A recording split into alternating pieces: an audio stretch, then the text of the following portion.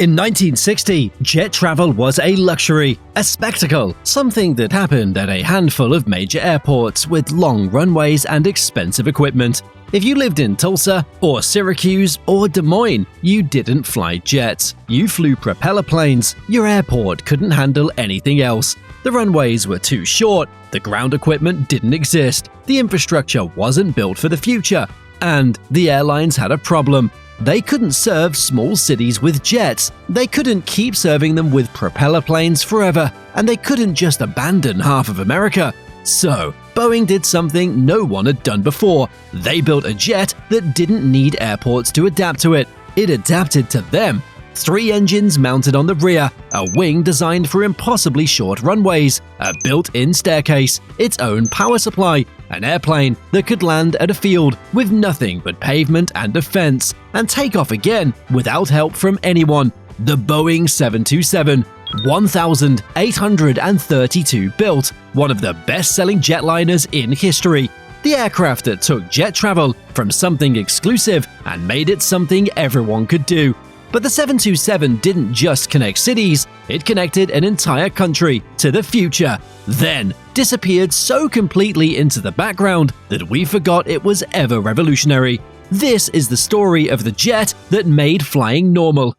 To understand why the 727 was revolutionary, you first have to understand what American airports looked like in the 1960s. The major hubs like New York, Los Angeles, and Chicago had invested heavily in jet-age infrastructure. They'd extended runways to 10,000 feet or more. They'd installed the ground power units needed to start jet engines. They'd purchased the stairs and equipment required to board passengers onto these new machines. But America had hundreds of smaller airports that airlines needed to serve. Those airports had runways designed for DC-3s and Convair, typically 5,000 to 6,000 feet long. They had terminal buildings with doors that opened directly onto the tarmac. They had ground crews trained on propeller aircraft. The existing jets couldn't operate there. The 707's landing speed was too high, its runway requirements too demanding. Even if you could technically land the thing, you couldn't start it back up without external power equipment that didn't exist.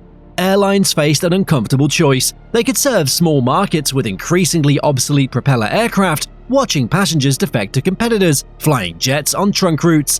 Or they could simply abandon smaller cities entirely. Neither option was acceptable.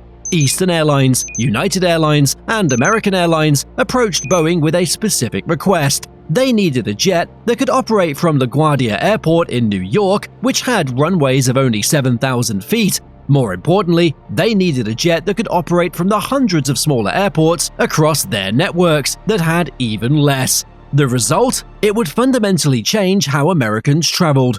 The most distinctive feature of the 727 is immediately obvious to anyone who sees one. 3 jet engines mounted at the rear of the fuselage, with a distinctive T-tail rising above them.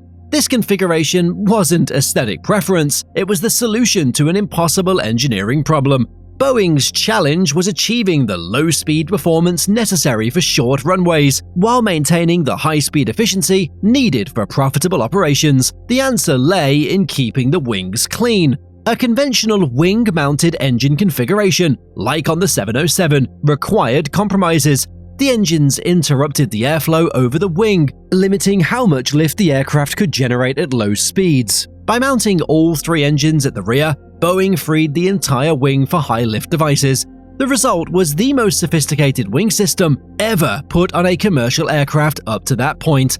Triple-slotted Fowler flaps extended from the trailing edge, increasing wing area by 25% when fully deployed. Leading-edge slats and Kruger flaps worked the front of the wing.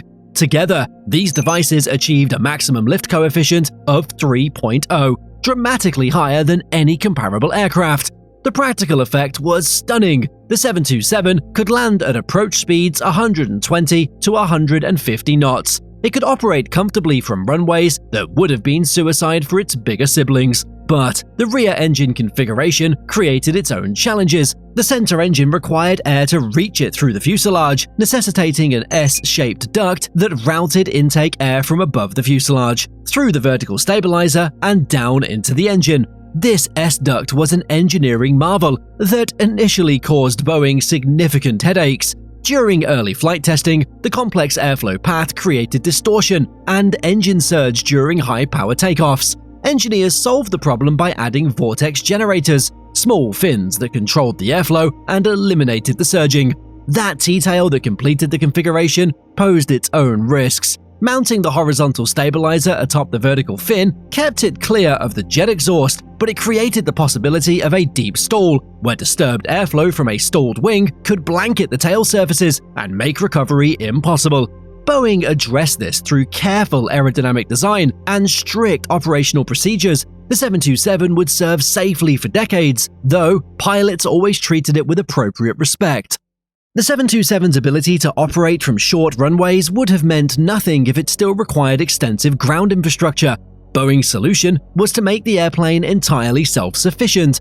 Mounted in the keel beam web in the main landing gear bay sat an auxiliary power unit, a small jet engine that produced electricity and compressed air. With the APU running, the 727 could power its own air conditioning, run its electrical systems, and start its main engines without any external equipment whatsoever. For airports that had never seen a jet aircraft, this was transformative. A 727 could fly into a remote field, shut down, board passengers, start back up, and depart without requiring a single piece of specialized ground equipment. But Boeing went even further. It installed something that would become the 727's most distinctive and controversial feature. Built into the rear fuselage, beneath the center engine and S-duct, was a set of ventral airstairs. With the push of a button from the cockpit, these stairs extended downward, creating a passenger boarding entrance that required no ground equipment at all. The 727 could literally land at an airport with nothing but a runway and a fence, board passengers who walked across the tarmac, and depart for anywhere in the world. This independence was revolutionary. Airlines could suddenly serve cities that had been written off as impossible for jet service. The economics of aviation changed overnight. When the 727 entered service with Eastern Airlines on February 1, 1964, it immediately began transforming American aviation. Airlines deployed the new jet on routes that had never seen jet service before. Cities like Syracuse, Rochester, and Tulsa suddenly had connections to the jet age. Passengers who had resigned themselves to propeller aircraft found themselves boarding sleek, modern jets. The effect on American travel patterns was profound. Before the 727, jet travel was special. It was something you did when crossing an ocean or flying coast to coast. Most domestic travel still happened on propeller aircraft that were slower, noisier, and increasingly dated. After the 727, jet travel became normal. The aircraft earned the nickname the DC-3 of the jet age, comparing it to the Douglas airliner that had similarly revolutionized air travel in decades prior. Like the DC-3, the 727 became the backbone of airline fleets. Like the DC-3, it opened new markets and created new travel patterns. By the time Boeing ended production in September 1984, it had built 1,832 727s. It was the best-selling jet airliner in history, a record that would stand until the 737 finally surpassed it in the early 1990s. For an entire generation of Americans, the 727 was their introduction to jet travel. The first time they experienced the smooth power of a jet takeoff, the speed and quiet of cruising at 30,000 feet, the modernity of air travel, it happened on a 727. As airlines discovered the 727's popularity, they wanted more capacity on their busiest routes. Boeing responded in 1967 with the 727-200, a stretched variant that added 20 feet to the fuselage and capacity for 58 additional passengers. The longer airplane maintained all the operational flexibility of the original while dramatically improving economics on high-demand routes. Airlines could now use the 727 on trunk routes where they'd previously needed larger aircraft, or they could simply carry more passengers on the routes where the original 727 had proven so successful. The 727-200 became the definitive version of the aircraft. Of the 1,832 727s built, the majority were the stretched variant. Airlines found endless uses for it. The 727's combination of runway flexibility, ground independence, and now substantial capacity made it the universal solution for jet service. The 727's built-in airstair, that engineering marvel that enabled service to remote airports, would become infamous for an entirely different reason. On November 24, 1971, a man using the name Dan Cooper boarded Northwest Orient Flight 305, a 727 flying from Portland to Seattle. Shortly after takeoff, Cooper handed a flight attendant a note claiming he had a bomb. He demanded $200,000 in cash and 4 parachutes. After the passengers deplaned in Seattle and the aircraft refueled, Cooper ordered the crew to take off for Mexico City. Once airborne over the Pacific Northwest, he lowered the 727's rear airstair, tied the money to his body, and jumped into the night. He was never found. Despite one of the most extensive FBI investigations in history, D.B. Cooper, as he became known, remains the only unsolved airplane hijacking in commercial aviation history. The case prompted immediate security changes. Boeing developed what became known as the Cooper vane, a simple aerodynamic device that prevented the rear airstair from being lowered while the aircraft was in flight. The modification was installed on all 727s and effectively ended the possibility of another Cooper-style escape. But the hijacking highlighted something about the 727's design philosophy, the features that made it so operationally flexible, the self-sufficiency, the ground independence, the easy access, also created vulnerabilities that hadn't been considered in an era before aviation terrorism. By the 1980s, the 727's reign was ending. The same engineering that made the 727 revolutionary in 1963 made it increasingly obsolete 2 decades later.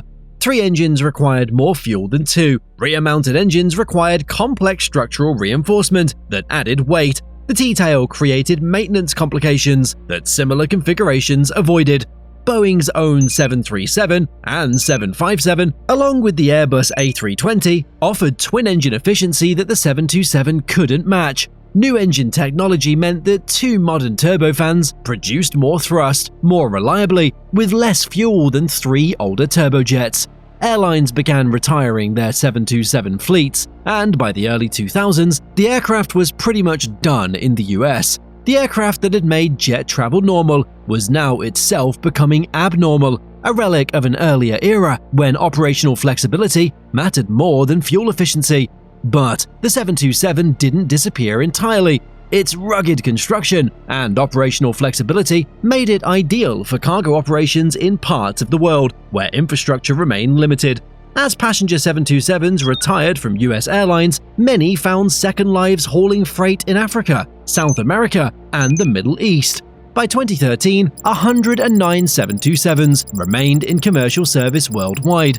3 years later, that number had fallen to just 64, operating with 26 airlines. Even today, decades after production ended, 727s occasionally appear in the news, usually tragically, in accident reports from cargo operations in developing nations where the aircraft's original virtues still matter. Perhaps the strangest story in 727 history occurred in 2003, decades after the aircraft had ceased production. On May 25, 2003, a 727-223 with registration N844AA was parked at Quatro de Fevereiro Airport in Luanda, Angola. It had been sitting there for over a year, the subject of complex financial disputes. That evening, with only 2 people confirmed aboard, neither licensed to fly the aircraft, N844AA taxied to the runway without clearance and took off. It was never seen again. The aircraft vanished somewhere over the Atlantic Ocean. Despite extensive searches by American intelligence agencies, motivated partly by post-9/11 concerns about a large jet being used as a weapon, no trace of N844AA has ever been found. Theories abound. Some believe the aircraft crashed at sea. Others suggest it landed on a remote airstrip in Africa. A few speculate that the men aboard were coerced by unknown parties. The 727's design features, its ability to operate from minimal infrastructure, to board and depart without ground support, made all of these scenarios plausible. When you board a modern narrowbody today, you're experiencing something the 727 made possible: the assumption that a jet aircraft can serve any airport with adequate runway length, that ground infrastructure is standardized and universal, that passengers from any city can connect to the global air travel network. None of this existed before the 727 proved it could work. Boeing built an aircraft for a specific moment in aviation history, when the promise of jet travel existed, but the infrastructure didn't. They engineered solutions to problems that no longer exist precisely because the 727 solved them. The airports grew, the infrastructure came, the specialized ground equipment became universal, and the 727 became unnecessary in the way that only successful technologies do, by making the world assume that what it accomplished was always possible. For the baby boomers who remember their first jet flight, the 727 remains an icon. It was the aircraft that took them from propeller-driven childhood to jet-powered adulthood, from provincial airports to the wider world. For aviation historians, the 727 represents something rarer, an aircraft designed not for what existed, but for what needed to exist. Every engineering choice, from the 3 rear-mounted engines to the built-in airstair to the auxiliary power unit, served a vision of aviation that Boeing willed into reality. 1,832 aircraft, millions of passengers, decades of service. The DC-3 of the jet age earned its nickname by doing exactly what the original DC-3 had done. It took a technology of the future and made it the transportation of the present. The Boeing 727 didn't just fly passengers from city to city, it flew American aviation from one era to another, making jet travel so normal that we've forgotten it was ever extraordinary. Hey, before you go, the YouTube algorithm thinks you're going to like this video next, so why not check it out?